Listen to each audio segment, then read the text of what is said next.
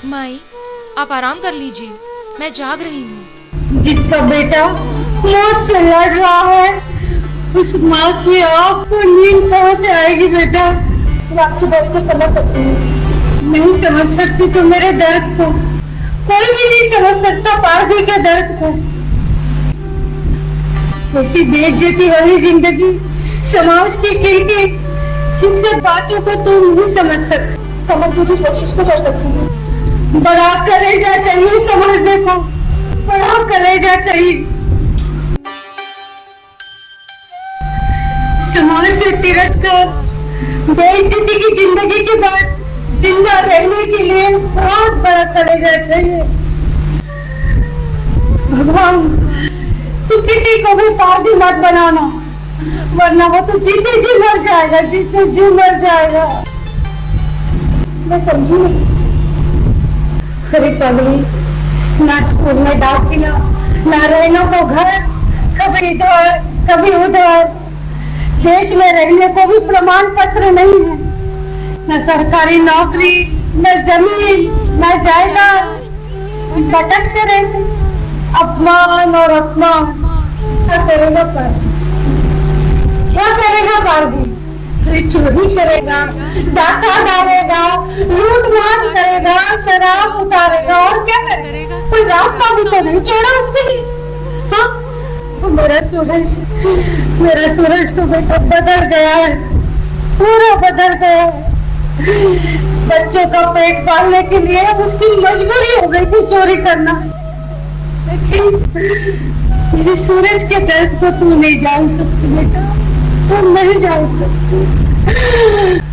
क्या क्या घटनाएं देखी उसने, कैसी कैसी घटनाएं उसके जीवन में हो गई। बदला? कैसी बदला? क्या हुआ था सूरज को?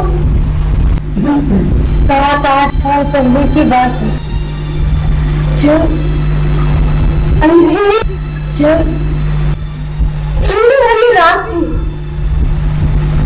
उसके एक दोस्त ने आकर बताया कि बंगला खाली है। एक बूढ़ा चौकीदार उसकी चौकीदारी कर रहा था। सूरज गया, बहुत सारा माल लूट कर लेके आया, हजारों का माल लूट कर ले आया, पैसा भी था।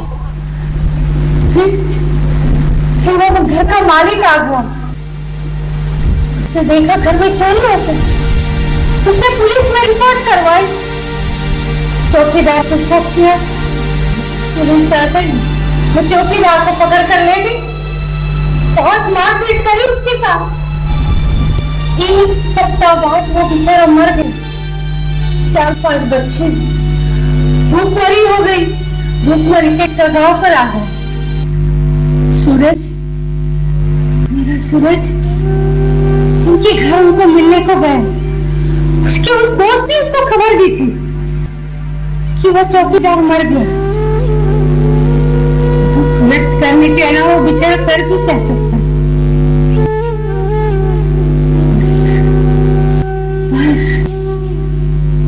उसी दिन के बाद मेरा सूरज बदल गया। उसने ठान ली, उसने कसम खाई कि मैं कभी गलत काम नहीं करूंगा, और मेरा सूरज बदल गया। लेकिन क्या मिला? क्या मिला उसके इस कर्म का उसको? ये सिला मिला, ये अपमान, ये बदला मिला उसको, मेरे सूरज को। इस कभी लड़ाई में मैं आपके साथ हूँ।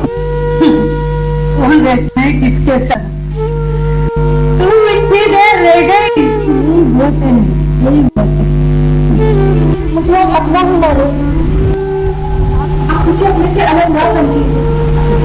मैडम जी, डॉक्टर ने 3-4 हजार की दवाई लाने को कहा, पास में पैसा नहीं, कैसे करें? एक काम करो, तुम मेरे घर चले जाना और वहां से पैसे लेके आना। वो गेहूं की दुकान है, उसमें 4 चांदी के बाकड़ रखे, उस पर ले आना, उसको बेचकर अपन दवाई ले आएंगे। लाओगी?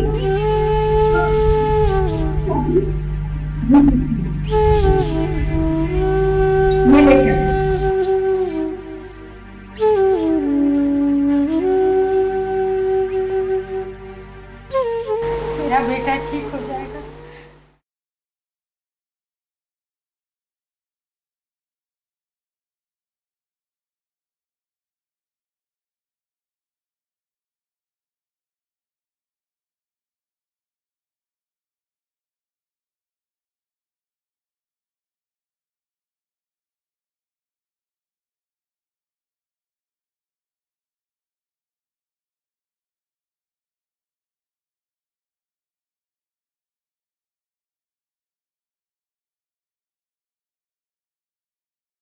बहुत माल लगता है लड़की के पास।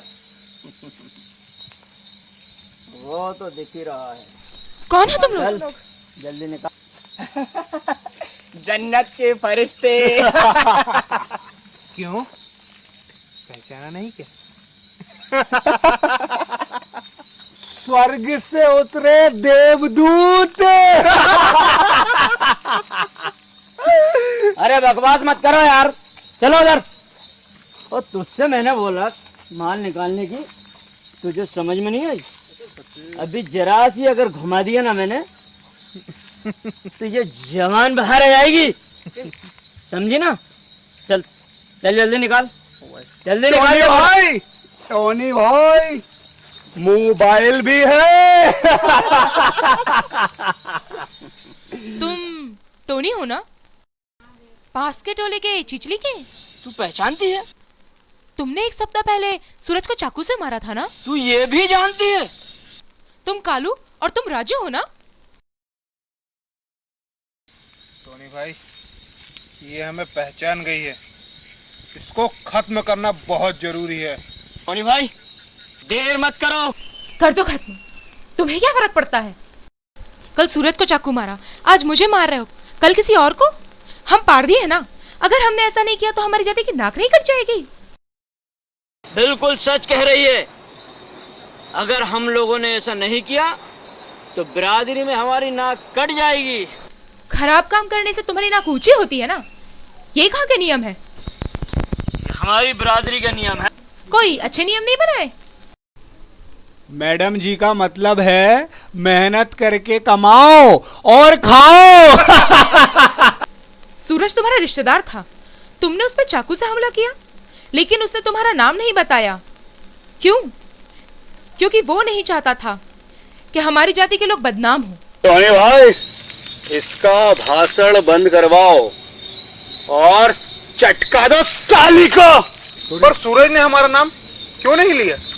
क्या सूरज ने पुलिस को हमारा नाम नहीं बताया? ये झूठ बोल रही है। सच कह रही है तू? अरे जिसको हमने चाकू से मारा, जिसकी जान लेने की कोशिश की, और उसने हमारा नाम नहीं बताया है? झूठ बोल रही है टोनी भाई, ये झूठ बोल रही है। अगर मैं झूठ बोल रही हूँ तो पुलिस ने अब तक तुम्हें गिरफ्तार क्यों नहीं किया? टोनी भाई, लड़की की बात में दम तो लगता है। टोनी भाई चेती तो सच है। पर टोनी भाई, सूरज ने हमारा नाम पुलिस को क्यों नहीं बताया? सच कह रही हो तुम? बिल्कुल सच। उस बेचारे ने कितना अपमान सहा, पुलिस की कितनी मार खाई। अरे क्या कह रहा था वो हमसे? क्या कह रहा था? यही तो कह रहा था ना कि ये काम छोड़ दो, बुराई छोड़ दो, बुरे काम छोड़ दो, चोरी डकैती।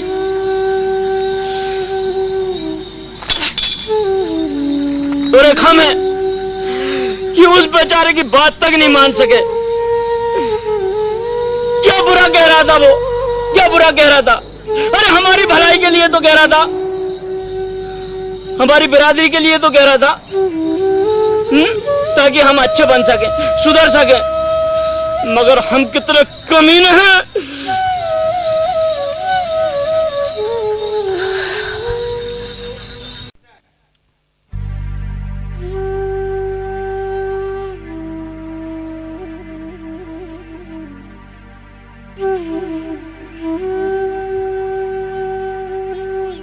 इस पाप का प्रायश्चित भी है।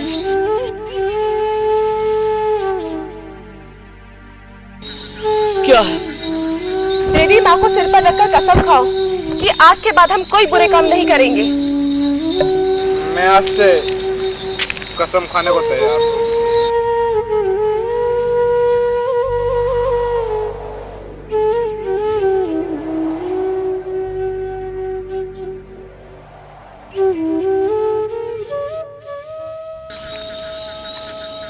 फिर हम खाएंगे क्या? जिसने मुंह दिया है वह रोटी भी देगा। भगवान को सबकी चिंता है। लेकिन लेकिन हम उस लूट के माल का क्या करेंगे?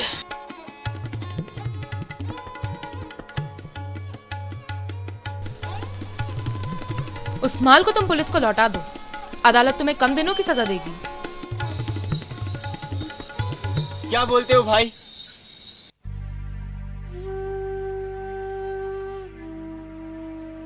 लेकिन पहले हम सूरज के पास जाएंगे। न जाने कैसा होगा, किस हाल में होगा। उसके बाद हम पुलिस के पास बिल्कुल जाएंगे और वो माल भी वापस कर देंगे।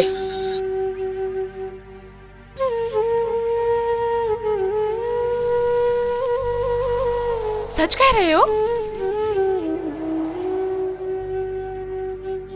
हाँ बहन जी, हम पारदी जाति के लोग कभी झूठ नहीं बोलते।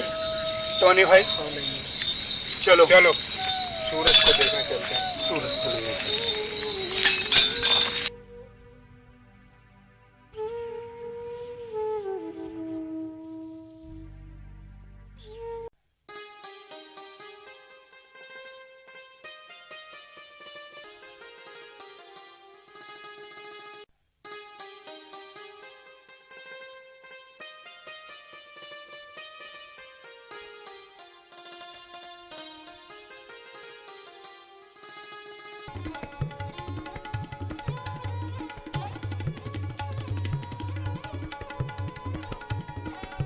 आ गए सूरज बेटा? जी मुखिया जी। तबीयत कैसी है? अब ठीक है। क्या ठीक है? मैं तो चाह रही थी कि नास मीटो को अच्छी सजा मिले ताकि जेल में सड़ते रहे, लेकिन इसे क्या कहूँ, इसने तो किसी का नाम ही नहीं लिया। कहा कि मैं तो चाकू पर गिर गया था। नफरत की आग कभी नफरत के पानी से नहीं बुझती सूरज की माँ। किया क्या था इसने? तो इसको चाकू मार दिया। इकलौता बेटा है मेरा, अगर इसको कुछ हो जाता तो मैं क्या जाती? क्या करती मैं? इकलौता बेटा है मेरा। मुखिया जी, टोले में सन्नाटा क्यों है इतना? अरे सब कुछ इसका किया धरा है, भूखा मार के छोड़ेगी हमें। मैंने ऐसा किया? तुमने कुछ नहीं किया, किया तो टोनी ने है, किया तो शेरा ने है। तुमने तो बस भाषण दिया, समझाया और चली गई। मुखिया जी, आखिर बात क्या है? बात क्या होगी सूरज बेटा, ये उस दिन डेरे पर आई और कहने लगी कि सूरज ने थाने में किसी का नाम नहीं लिया और भाषण देकर चली गई। सबरे के सबरे हमारे पास आए और कहने लगे मुखिया जी हमसे गलती हो गई, हमने अपने आदमी को सच कहने पर भी चाकू मार दिया। और पगले रोने लगे, हमारे पांव छुए, सर पर देवी मैया की फोटो रखी और कहने लगे कि अब हम आगे से कोई गलत काम नहीं करेंगे। और थाने चले गए वो लूट का माल लेकर, क्या कहते हैं, आत्मसमर्पण करने। अरे भैया उनकी खूब फोटो छपी, टीवी पर खबरें चली, खूब नाम हुआ। अरे वाह मैडम जी वाह, खूब कमाल किया है तुमने। अरे वाह, ये तो बहुत अच्छा हुआ, मैं तो ऐसा सोच भी नहीं सकती थी। अरे तू क्यों खुश हो रही है? अब हम खाएंगे क्या? क्यों चुप है? बोलती क्यों नहीं? क्या खाएंगे हम? घर परिवार कैसे चलाएंगे? क्या यही एक साधन बचा है जिससे हमारा घर चले? अरे खाएंगे क्या? हवा खाएंगे क्या? आसमान उड़ेंगे? तू चुप कर माई। तू चुप कर। हाँ, अरे तू सुधर गया ठीक है, लेकिन सब लोग अगर कमाना छोड़ देंगे तो हम जाएंगे कहाँ? चोरी डकैती कमाई नहीं होती है, दुनिया में और भी धंधे हैं। क्या धंधे हैं? हाँ, क्या धंधे हैं दुनिया में? जरा घर से बाहर निकल कर देख। हाँ, पारधी का नाम सुनते ही लोग कैसे मुंह बना लेते हैं। बच्चों के साथ कोई स्कूल में पढ़ना नहीं चाहता, कोई दोस्ती नहीं करता उनके साथ, ना कोई सरकारी योजना, ना कोई रोजगार, ना कोई धंधा। कहाँ जाएंगे हम? क्या करेंगे बता? अरे यही हमारी पहचान है और तू उसे खत्म कर दे रही है। देखिए मुखिया जी, अपराध हमारी पहचान नहीं बल्कि हमारी पहचान बना दी गई है। सबने साजिश रची है ताकि आपके अपराधों का लाभ सफेदपोश लेते रहें और आपको मिले जिंदगी भर भोगने की सजा।